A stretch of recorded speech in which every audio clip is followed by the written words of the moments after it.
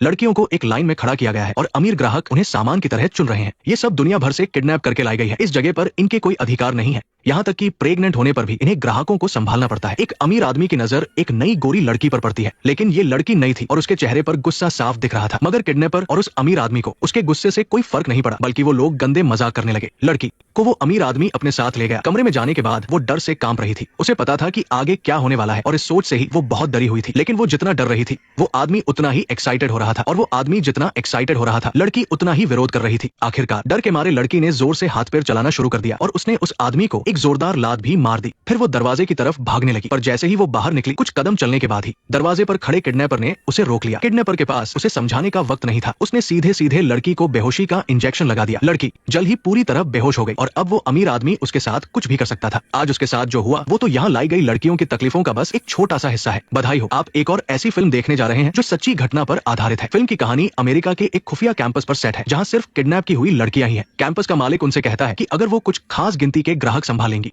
तो उन्हें आजाद कर दिया जाएगा, पर ये असल में एक खोखला वादा था जो सिर्फ उम्मीद जगाने के लिए था। इन लड़कियों में से आज तक कोई भी उतनी गिनती पूरी नहीं कर पाई है, लेकिन इसके बावजूद कैंपस में बहुत सी लड़कियां इस वादे पर पूरा यकीन करती है, सिवाय इस नई लड़की सारा के। वो किडनैपर की झूठी बातों पर कभी यकीन नहीं करती। वो तो बस यहाँ से भागने का तरीका सोच रही है। सारा अमेरिका के एक अनाथ आश्रम में पली बढ़ी थी। एक दिन पूरे स्कूल ने उसका जन्मदिन मनाया, पर इसका मतलब ये भी था कि अब बालिग होने के बाद वो अनाथ आश्रम में नहीं रह सकती। तभी एक आंटी उससे मिलने आई। उन्होंने उसे विदेश में एक अच्छी सैलरी वाली नौकरी का ऑफर दिया और कहा कि अगर वो तैयार है तो आज ही इंटरव्यू के लिए चल सकती है। क्योंकि ये आंटी अक्सर आसपास के अनाथ आश्रमों में मदद करने आती थी, इसलिए अनाथ आश्रम के स्टाफ और सारा दोनों को उन पर बहुत भरोसा था। उन्होंने भारी मन से सारा को उस आंटी के हाथों सौंप दिया। रास्ते में आंटी ने एक और अनाथ आश्रम से 2 और लड़कियों को साथ ले लिया। लड़कियां और आंटी रास्ते भर हंसी मजाक करते हुए जा रहे थे। माहौल काफी अच्छा था, लेकिन अचानक आंटी ने रास्ता बदल दिया और गाड़ी एक सुनसान जंगली इलाके में ले जाकर रोक दी। वहाँ उनका इंतजार कुछ ऐसे आदमी कर रहे थे जो देखने में ही खतरनाक लग रहे थे। लड़कियों को एहसास हो गया कि कुछ गड़बड़ है। उन्होंने भागने की कोशिश की, पर बदले में उन्हें सिर्फ मार पड़ी। आदमियों ने बंदूक दिखाकर उनके सारे फोन छीन लिए और उन्हें चुप रहने की धमकी दी। तब जाकर सारा को समझ आया कि वो नेक दिखने वाली आंटी असल में किडनैपर्स के साथ मिली हुई एक दलाल थी और उसका निशाना साफ तौर पर उन जैसी अनाथ लड़कियां थी जिनका सोशल सर्कल छोटा होता है। पूरे दिन के लंबे और थका देने वाले सफर के बाद सारा को दुनिया से कटे हुए एक कैंपस में लाया गया। कैंपस के मालिक ने उसे बताया कि अगर वो कहना मानेगी और ग्राहक संभालेगी तो जब गिनती पूरी हो जाएगी तब वो उसे आजाद कर देगा। बेशक अगर वो यही रहकर और पैसा कमाना चाहे तो वो भी कर सकती है। सारा को उसकी बकवास पर बिल्कुल यकीन नहीं था। वो तो बस यहाँ से भागने का तरीका सोच रही थी। अगली सुबह सारा को नाश्ते के लिए डाइनिंग हॉल ले जाया गया। वहाँ किडनैप करके लाई गई बहुत सी लड़कियां थी और उन सबको हाल ही में इस नए कैंपस में शिफ्ट किया गया था। नई जगह पर सारा काफी डरी हुई थी। तभी एक अश्वेत लड़की और एक भारतीय लड़की ने आगे बढ़कर उससे दोस्ती का हाथ बढ़ाया। अश्वेत लड़की मारिया को यहाँ लाए हुए 5 साल हो चुके थे। उसे मालिक के वादे पर जरा भी यकीन नहीं था और ना ही उसे भागने की कोई उम्मीद थी। वो बस जिंदा रहना चाहती थी। वहीं दूसरी तरफ पास बैठी भारतीय लड़की प्रिया अब भी उस वादे पर पूरा यकीन करती थी और बहुत मेहनत से काम कर रही थी। मारिया बहुत मिलनसार और खुशमिजाज थी। कल यहाँ आने के बाद से उसने कई दोस्त बना लिए थे। यहाँ तक कि कैंपस का गार्ड जैक भी उसका काफी ख्याल रखता था। खाना खाते हुए मारिया ने जैक से पूछा कि सुबह हॉर्न की आवाज कहाँ से आई थी। जैक ने बताया कि यहाँ से करीब 1 मील दूर एक रेलवे स्टेशन है, लेकिन वहाँ से ट्रेन सिर्फ सोमवार और शुक्रवार को ही चलती है और कल सोमवार ही था। मारिया ने ये सुनकर कोई खास ध्यान नहीं दिया, बस यूं ही कुछ शिकायतें की। लेकिन सारा के दिमाग में ये बात बैठ गई। उसे लगा कि ये रेलवे स्टेशन शायद यहाँ से भागने का एक अच्छा मौका हो सकता है, पर वो अभी तो इस कैंपस से भी बाहर नहीं निकल सकती, तो फिर सही सलामत रेलवे स्टेशन तक कैसे पहुंचेगी। सारा भागने का कोई प्लान सोच पाती उससे पहले ही उसे काम पर लगा दिया गया। ये सारा के लिए एक बहुत ही भयानक पहला अनुभव था। उसके बाद उसने पागलों की तरह अपने शरीर को रगड़ गड़कर धोया, लेकिन उसे लगा जैसे वो कभी साफ ही नहीं हो सकती। आने वाले दिनों में वो लगातार ग्राहकों को मना करती रही और उसके शरीर पर चोट के निशान कभी कम नहीं हुए। जैक को ये सब देखा नहीं गया। उसने चुपके से उसे समझाया कि बेहतर यही है कि वो हार मान ले, तभी वो यहाँ थोड़ी आसानी से रह पाएगी। जिद्दी सारा को लगा कि जैक को मालिक ने उसे समझाने के लिए भेजा है, इसलिए उसने ताना मारते हुए कहा कि अगर वो सच में उसका भला चाहता है तो चुपके से उसे यहाँ से बाहर निकाल दे। लेकिन जैक भी मजबूर था। वो पहले एक बेघर इंसान था। कैंपस के मालिक ने ही उसे पनाह दी थी, उसे खाना दिया था। उसे मालिक के घिनौने काम पसंद नहीं थे, लेकिन वो मालिक को धोखा देकर लड़कियों को भगा भी नहीं सकता था। सारा उसकी हालत समझ सकती थी,